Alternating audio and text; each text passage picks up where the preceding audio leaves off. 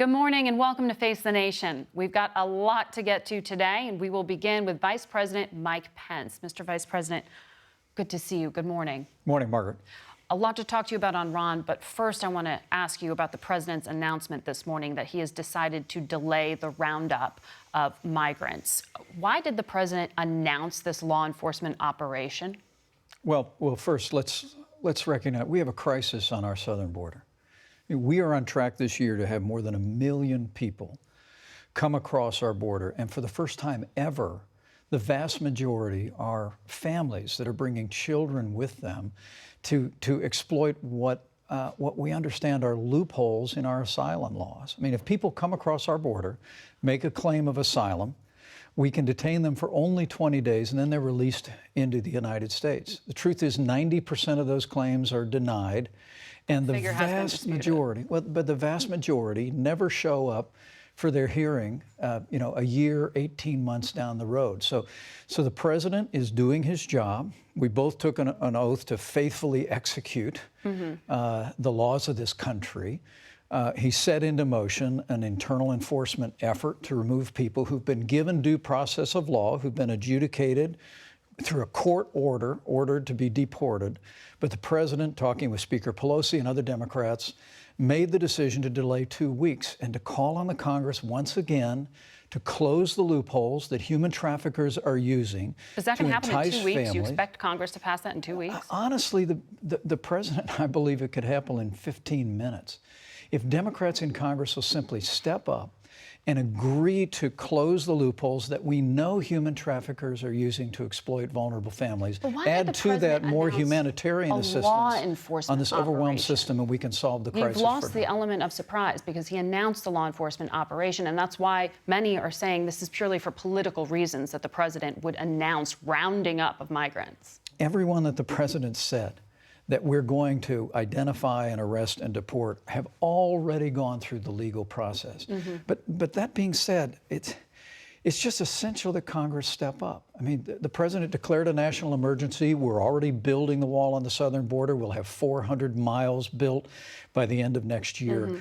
But we recognize this new crisis of families coming up the peninsula, taking the long and dangerous journey north at the hands of human traffickers, often subject to violence and worse on the journey north. I want to ask you about that. We only solve that by more humanitarian assistance for the Customs and Border personnel that are doing their job every day, and by closing the loopholes that human traffickers are using. But the president's tweeting about rounding people up. He's not tweeting about some of the conditions that have been described as crisis level in the facilities that the United States is running. Not across the border, not people who are out loose in the United States, but in U.S. detention facilities. And there have been details released over the past few days by lawyers who've gone down and looked, describing children sleeping on cold floors, filthy, lice outbreaks, flu outbreaks, not in any way safe and sanitary conditions. Is that acceptable? And what is the White House going to do since, as you say, Congress is doing nothing? What are you going to do? Margaret, it's totally unacceptable, but the American people deserve to know that our dedicated Customs and Border Patrol agents are literally being overwhelmed by hundreds of thousands of people coming across our border to take advantage of loopholes in our laws. So what are you going to do about it at the executive level? If you say Congress is not, let me be clear. What are you going to do? When the president declared a national emergency earlier this year, we were asking Congress in January to give us more bed space. Democrats in Congress refused. Congress continues, although Speaker Pelosi has indicated a willingness to look at a bill that would provide more humanitarian assistance. Over the next 2 weeks, we're going to look to get those resources as well as close the loopholes. But look, we've asked for more bed space. We've asked for more support. Our Customs and Border Patrol agents are doing a job, but the system is overwhelmed. And the Homeland Security Secretary has sat here in your spot and said this, crisis levels for a year. It is. How's the executive totally powerless to do anything about these unsafe, unsanitary conditions? Well, we're doing a lot with what the Congress has given us. But again, Congress refused to increase the bed space in the last appropriations bill. They continue to delay So we just have to effort accept these on conditions that are being additional described here? humanitarian support. No, absolutely not. It's one of the reasons why the president's taken the strong stand that he's taken on the crisis on our southern border. That's why the president took the strong stand that he took with Mexico just a few short weeks ago. He told the government in Mexico, we're going to start imposing tariffs starting at 5% on all goods coming into the United States unless Mexico steps up. Right, but this is within U.S. borders. Yeah, that Margaret, we're I was talking in about. those negotiations with the Mexican delegation, the Secretary of State, and our team. And as we speak, Mexico is deploying 6,000 troops to their southern border. And for the first time ever, Mexico is taking back 100% of Central Americans who apply for asylum in our country that will now remain in Mexico. We think that's part of the solution, but ultimately closing the loopholes, getting our dedicated Customs and Border Patrol agents more resources to deal with this overwhelming humanitarian crisis. That's how we address the issue. And the president and I are going to continue to stand strong, call on the Congress to do their job. It's amazing to think that Mexico has done more to secure our southern border in the last 10 days than Democrats in Congress have done in the last 10 years. The American people deserve better. We're going to continue to demand that Democrats in Congress step up. Well, many would say that the people, those children deserve better who are already in U.S. custody. They do. Margaret, I want to move on to can I say that? I was down at one of the detention centers. It is heartbreaking to see what you see. Families that are in these detention centers, what we have. So what can you do? Exactly what we're doing. You can't do anything more other than I've been in blame Central. that on the Democratic-controlled House? No, you can demand that the Congress do its job as the president. Why isn't the president doing his tweeting about job. it? He's tweeting about rounding people up. He's not tweeting about babies without diapers and sleeping on cold floors, the details that are horrific. Look, part of the way that we stem this mass migration that's being driven by heartless human traffickers who are taking $5,000 a person to entice vulnerable families to come north, part of it is making clear that people will be deported. You know, in 2015, when President Obama did a round of nationwide internal enforcement and deported people out of the country, actually, we saw illegal immigration at the southern border go down. I want to ask you about Iran. We have to secure the border with a wall. We have to close the loopholes. Mexico has to implement the agreement that they've made, but Congress has got to step up. The president's going to continue to demand they do. CBS confirmed that the U.S. has conducted cyber operations to hit facilities in Iran linked to missile and rocket launches. Is this retaliation for shooting down the U.S. drone?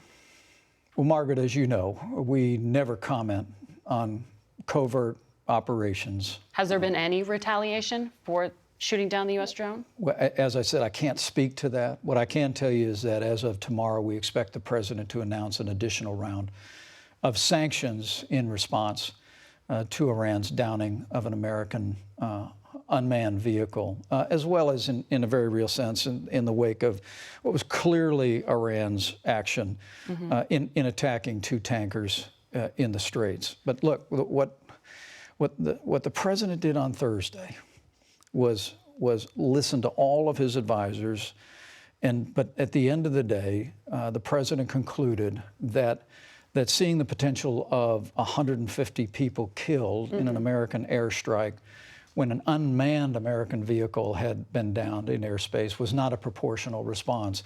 But Iran should not confuse American restraint with a lack of American resolve. This president's made it clear. We are going to protect American forces in the region. We're going to protect American interest in the region. And the United States of America will never allow Iran to obtain a nuclear weapon. Well, Iran says it's going to increase its stockpile of enriched uranium. Is there a red line for the president that could happen this week? Well, Iran has announced that literally in a matter of days that they're going to exceed the uranium enrichment limits within the Iran nuclear deal, which in our judgment was one of the worst deals this country had ever entered into. You know, I was in the Congress back in 2010 when on a bipartisan basis, we were able to enact punishing sanctions on Iran. And that is the U.S. strategy at this point, is to their continue to strangle Iran's economy. And it's devastated its economy. But well, the bigger but here's the question thing. is, what is the strategy? Because it only seems like Iran's lashing out. The region's more unstable. They're struggling here. Look, so what is the next step The American here? people deserve to know Congress, on a bipartisan basis, enacted sanctions. And from 2010 to 2012, even all the way to 2015, they were working. Iran's economy was contracting. But is that the goal, just to strangle their economy? I thought the goal was to get to the negotiating table. What we want to do is stand with the Iranian people, thousands of which gathered outside the White House on Friday, and tens of thousands of which took to the streets last year in communities across Iran. We want to stand with them to see Iran come forward, step into a future, and embrace freedom. Do that? Are you suggesting that the U.S. would do something to support people if they came up to try to throw over the regime? I thought the policy was no regime. Since the Green Revolution in 2009, the United States has made it clear that we're with the Iranian people. I thought that the president's decision to refrain from a military strike when he learned it could cost 150 Iranian lives, I hope that sends a message to the Iranian people that while we stand firmly against the Ayatollahs, we have the highest hopes for the Iranian people.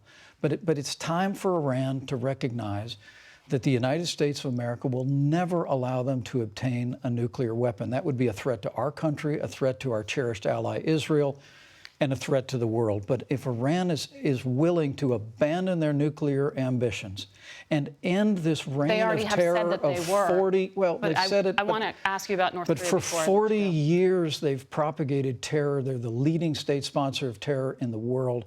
Those days must come to an end, and America is going to continue to stand resolved with the people of Iran for a better future for them. Mr. Vice President, thank you very much for joining us. Thank you, Margaret.